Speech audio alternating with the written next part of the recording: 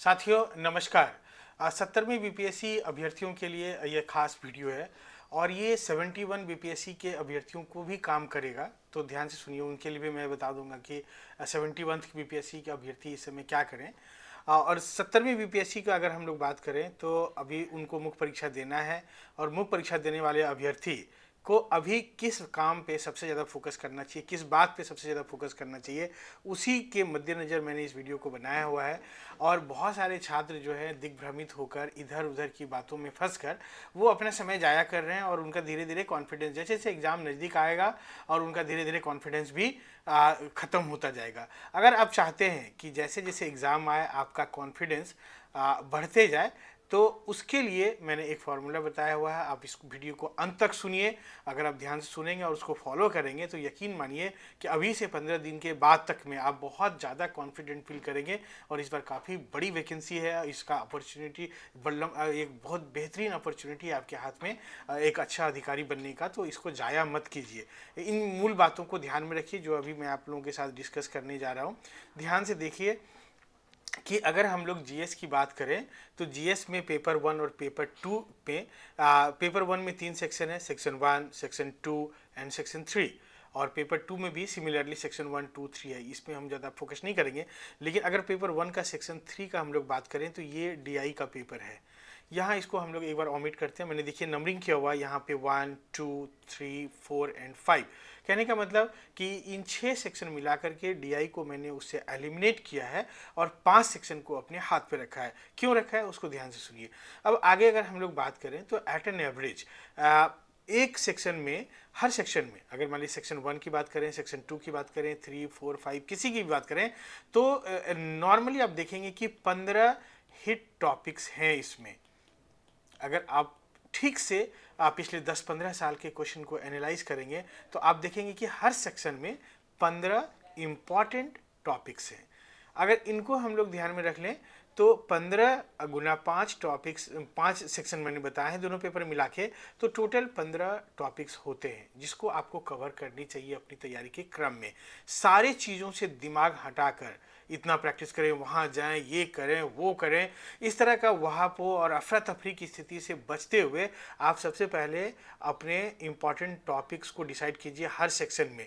इसके लिए मैंने देखिए अभी इस वीडियो के डिस्क्रिप्शन में मैं दे दूंगा 2 वीडियो का लिंक, एक आपका इस सेक्शन के लिए और एक इस सेक्शन के लिए। इन दोनों सेक्शंस के लिए जो इंपॉर्टेंट टॉपिक्स है उसको मैंने छाटा हुआ है। एक इसके लिए मैंने सेक्शन 7 में बनाया था, वो आज भी मास्टर की जैसा काम करता है। इसके लिए मैंने अभी रिसेंटली बनाया है। इन दोनों का डिस्क्रिप्शन में मैं लिंक दे दूंगा, आप वहाँ खोल के देख लीजिएगा और अपने कॉपी में नोट डाउन कर लीजिएगा। अब सेक्शन 2 जो है पेपर 2 का, उसका जल्दी ही हम होली तक में देंगे। और सेक्शन 1 सबों के पास होता है, ये history and art and culture का सेक्शन है जो सब लोगों के पास है। और सेक्शन 2 जो करंट अफेयर और इंटरनेशनल रिलेशनशिप, ये चीज़ें जो है ये धीरे धीरे हम आपको देंगे, जल्द ही दे देंगे। तो अगर हम लोग 15 टॉपिक पर सेक्शन की बात करें तो 15 मल्टीप्लाइड 75 टॉपिक्स होता है। इन टॉपिक को आप तैयार कीजिए। अगर आप 3-4 टॉपिक एक दिन में तैयार करते हैं तो आगे आने वाला 15 से 20 दिन में, 20-22 दिन में आपके सारे टॉपिक तैयार हो जाएंगे और उनका एक बुलेट पॉइंट्स नोट भी आपको बन जाएगा। अगर ये काम आप कर लेते हैं अगला 15 से 20 दिन के अंदर में, बाकी सभी काम को ड्रॉप करके सबसे ज़्यादा फोकस इन काम पे कीजिए। आप अपने जो टॉपिक्स आपने डिसाइड किया हुआ 75, उन 75 टॉपिक्स को 1 बाय 1 तैयार कीजिए, रैंडम तैयार कीजिए। कुछ हिस्ट्री का कर लिए, एक आध पॉलिटी का कर लिए, एक आध करंट अफेयर के कर लिए, एक आध साइंस टेक का कर लिए, ऐसे करते जाइए रोज़ रोज़, तो आप देखेंगे। तो मतलब आपका पढ़ा हुआ है, हर लोगों का ये पढ़ा हुआ रहता है। ऐसा नहीं है कि एकदम से 0 लेवल से पढ़ना है। तो पढ़े हुए टॉपिक को एक दिन में अगर आप चाहेंगे तो ठीक से अगर मेहनत करेंगे, पीयर ग्रुप है आपका, अच्छा ग्रुप पीयर ग्रुप है, तो 3 से 4-5 टॉपिक तक आप तैयार कर सकते हैं। क्योंकि जब आप टॉपिक सेलेक्ट करेंगे तो कई छोटे छोटे टॉपिक्स भी आपको उसमें मिलेंगे। जब आप इस काम को कर लेंगे तो अगला 15 डेज बाद, मात्र 15 डेज बाद आपको एक बहुत अच्छा रिलैक्सेशन फील होगा और काफ़ी आप कॉन्फिडेंट भी फील करेंगे। तो आपको लगेगा कि अब हम एकदम मेंस देने के लिए तैयार हैं। आगे मैं एक बात और बताना चाहूँगा कि इस स्थिति में क्या करना है कि आप जो है पेपर 1, जैसे यहाँ मैंने बताया ना, पेपर 1 एक पेज पे लिखिए और उसका सेक्शन 1 लिखिए। जैसे यहाँ मैंने लिखा हुआ है कि पेज नंबर मतलब 1 पे पेपर 1 लिख लीजिए, सेक्शन 1 लिख लीजिए। उसके जो इंपॉर्टेंट टॉपिक्स हैं इस तरह से आप उसको चिन्हित करके लिख लीजिए। जैसे समझ लीजिए आर्ट एंड कल्चर या हिस्ट्री में मौर्य कला है, पटना कॉलम है, इस तरह के अलग अलग कला है। आप सिपाही विद्रोह है, संथाल विद्रोह है, तो अलग अलग विद्रोह है। उसी तरह से चंपारण सत्याग्रह है या 1920 का असहयोग आंदोलन है। तो अलग अलग जो आपका हिस्ट्री आर्ट एंड कल्चर में जो भी इंपॉर्टेंट टॉपिक्स हैं उनको अगर आप लिखेंगे तो 15-18 टॉपिक आपको मैक्सिमम मिलेगा, उससे ज़्यादा नहीं मिलेगा। आप इनको लिख कर रख लीजिए। तो ऐसा अगर आप देखेंगे तो कुल मिला के जो 5 सेक्शंस हैं, 5 सेक्शंस का 5 पेज आपको बनेगा। हर पेज में 15-15 इंपॉर्टेंट टॉपिक्स आपको लिखा हुआ रहेगा। अब क्या है कि जैसे आपने एक टॉपिक लिखा है यहाँ पे, topic number 1, topic number 2, topic number 3, पढ़ने के क्रम में आपने इसको पढ़ा तो एक बार टिक कर दीजिए। अगर आप दोबारा मान लीजिए उसको पढ़ते हैं तो दोबारा टिक कीजिए, तिबारा पढ़ते हैं तो तिबारा टिक कीजिए। तो आपको लगेगा कि किस टॉपिक को आपने कितना बार रिवाइज किया, और 5 ही पेज है आपके पास। और साथ में ये ध्यान रखना है कि जैसे आप टॉपिक तैयार करते हैं तो उसका एक पेज पे आप बुलेट पॉइंट्स भी बना लें। तो तैयार करने का मतलब मेरा यही करना है कि जो ये आप मतलब जो 15 टॉपिक तैयार करेंगे हर सेक्शन से, ये जो 75 टॉपिक करेंगे, तो कुल मिला के आपके पास 75 पेज का एक बुलेट पॉइंट्स होगा जिसमें पूरा 5 सेक्शन का सारा सिलेबस कवर्ड रहेगा।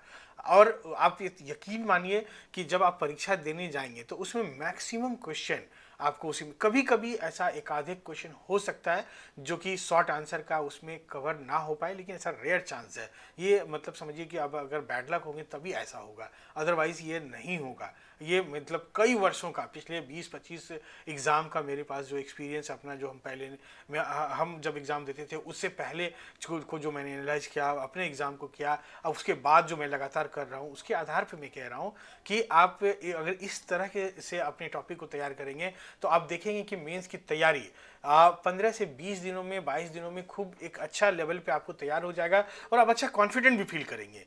ये काम आप ज़रूर कीजिए और उसी में मतलब रोज़ 1 घंटा आधा घंटा टाइम निकाल के थोड़ा थोड़ा लिखिए भी। अगर इसको हॉलिस्टिक वे में आप तैयार करेंगे तो आपका एसे पेपर भी अच्छा रहेगा। एसे के लिए भी आप 1-2 घंटा अपना कुछ कुछ जो इम्पोर्टेंट संभावित फिलोसफिकल है या सोशल है तो उनके जो कुछ अलग अलग डायनेमिक्स हैं उनको भी आप अलग अलग स्रोत से पढ़िए।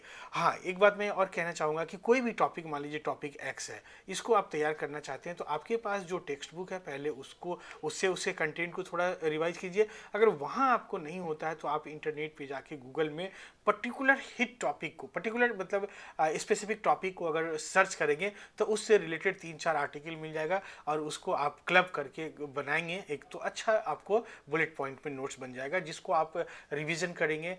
तो अगर लास्ट का 5 डेज 7 डेज में भी अगर रिवाइज करेंगे तो 10 बार रिवाइज कर चुकेंगे आप। 75 पेज है, बहुत टाइम नहीं लगेगा, 15-20 रिवीजन हो जाएगा आपको और तब एग्जाम हॉल में जाएंगे तो आप उसी बुलेट पॉइंट के सहारे से एक्सपेंशन आप अपना मेरिट से कर पाएंगे, उसको अपने ऑब्जर्वेशन से कर पाएंगे, जो क्वेश्चन का डिमांड है उस डिमांड के अनुरूप आप कर पाएंगे। तो मुझे लगता है कि इस पे आपको ध्यान देना चाहिए और इसको ध्यान दे करके आप अपना जो एक हड़बड़ाहट सा है, एक बेचैनी सा है, उसको मिनिमाइज कर सकते हैं और बहुत ही कॉन्फिडेंट होकर एग्ज़ाम देने जा सकते हैं। अगर जो भी इसको अभी कंटिन्यू करेगा, जो भी इसको अभी अडॉप्ट करेगा और इस पर जो काम करेगा, मैं दावे के साथ कहता हूँ, आज ये 11 तारीख है हमारा मार्च का, आप मार्च एंड होते होते आप देखेंगे कि आपको लगेगा कि ऑलमोस्ट सारे टॉपिक मेरे पास कवर्ड है, उनके बुलेट पॉइंट्स आपके पास होंगे और अगला जो आपका अप्रैल होगा 15-20 दिन का टाइम, उस टाइम में आप बहुत एग्रेसिव आंसर लिख पाएंगे और उसमें आप अच्छा ढंग से आंसर लिख पाएंगे PYQ का